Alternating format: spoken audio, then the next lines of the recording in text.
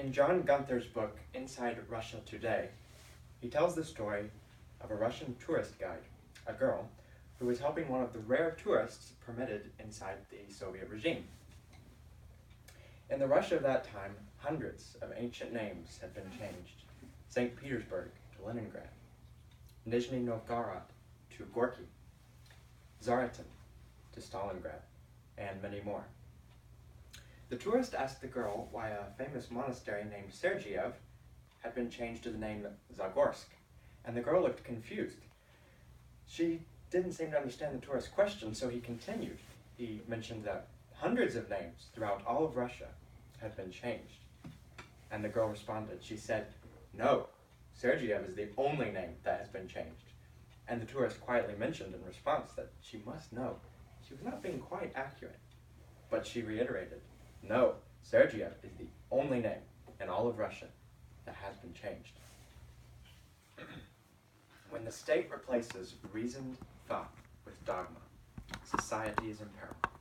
The changing of names, the erasure of landmarks, and enforced conformity of ideas are symptoms of lost intellectual freedom.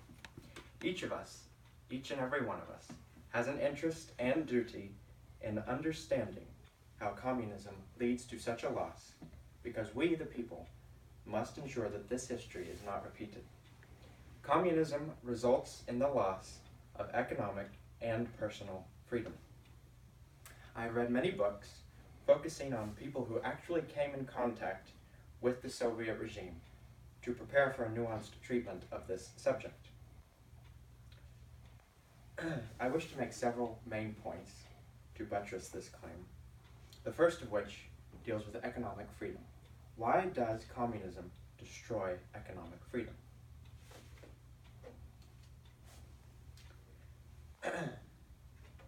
Communism destroys freedom because, as John Gunther related in his book, Inside Russia Today, there was a woman once who was sentenced to 3 years imprisonment for a simple but unforgivable crime.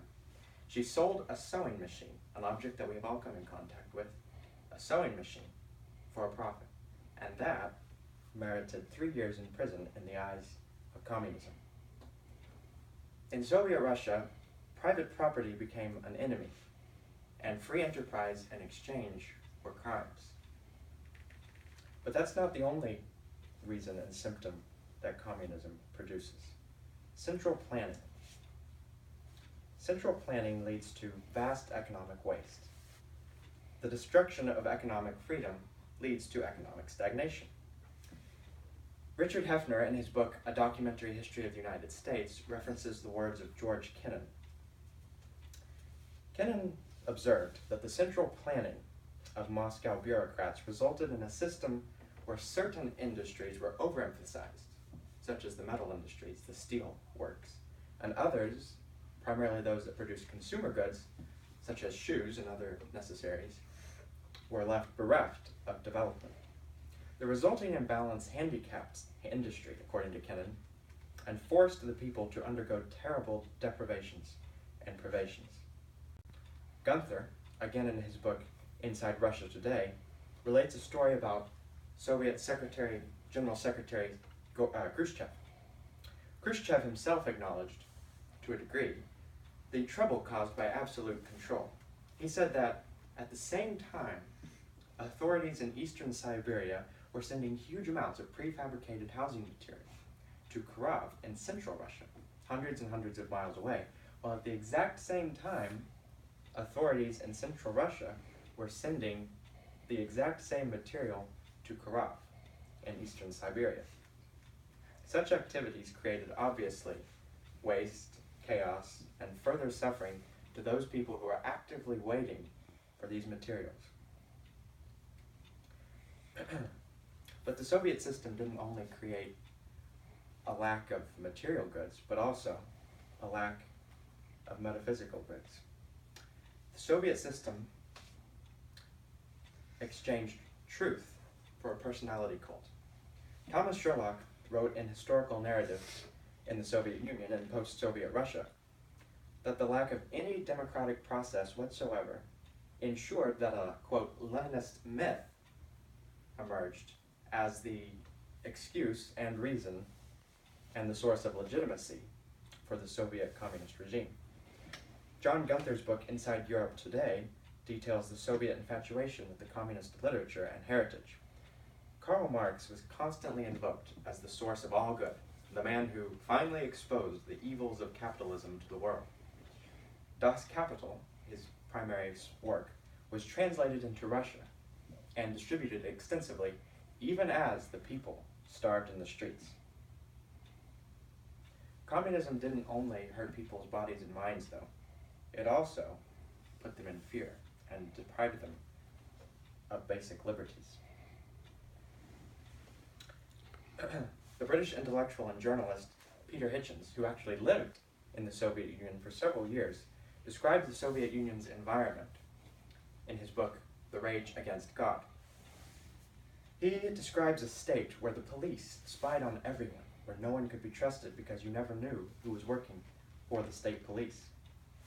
Food was scarce, and every service the government offered, quote, for free, necessitated the giving of a bribe to receive.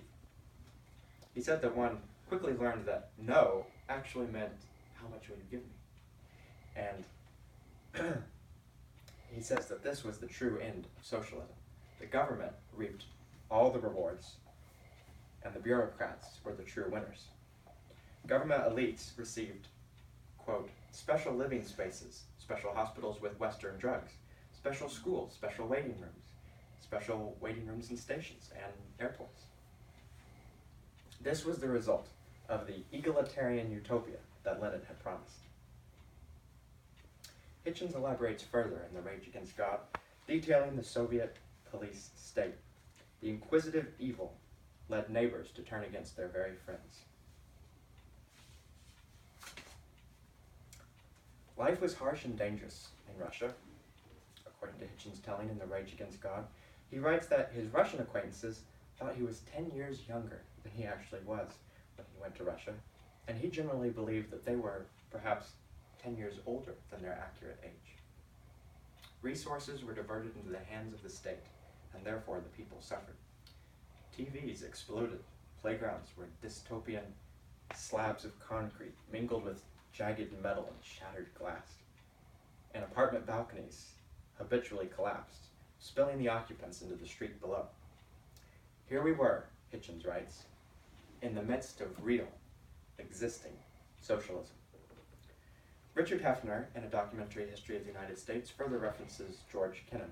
Kennan stated that in the Soviet Union, the innate antagonism between socialism and capitalism resulted in a society that feared to expose its people to the outside world.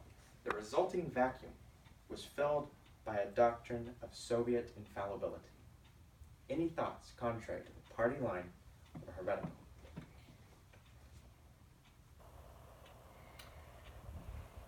To sum up, the conclusion is this. The conditions that people endured as a result of Lenin's optimistic, twisted dream are so unthinkable in our Western world that they seem almost too macabre to be real. But we must remember that the horrors of a police state, a state so focused on egalitarianism that liberty vanished, were real, very real, for millions of Russians and the peoples that were dominated by the Soviet Union, only a scant 30 years ago. Traces still remain, and other nations continue to illustrate the terrors of communism. Communism in Russia resulted, as I have shown, in the loss of economic freedom, industrial efficiency, truth, and personal liberty.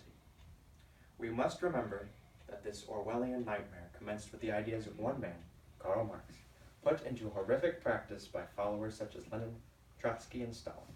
And in so realizing, we should stand against any recurrence of Marx's socialist ideology and fight it in public, in conversation, and in the great learning centers of our democracy.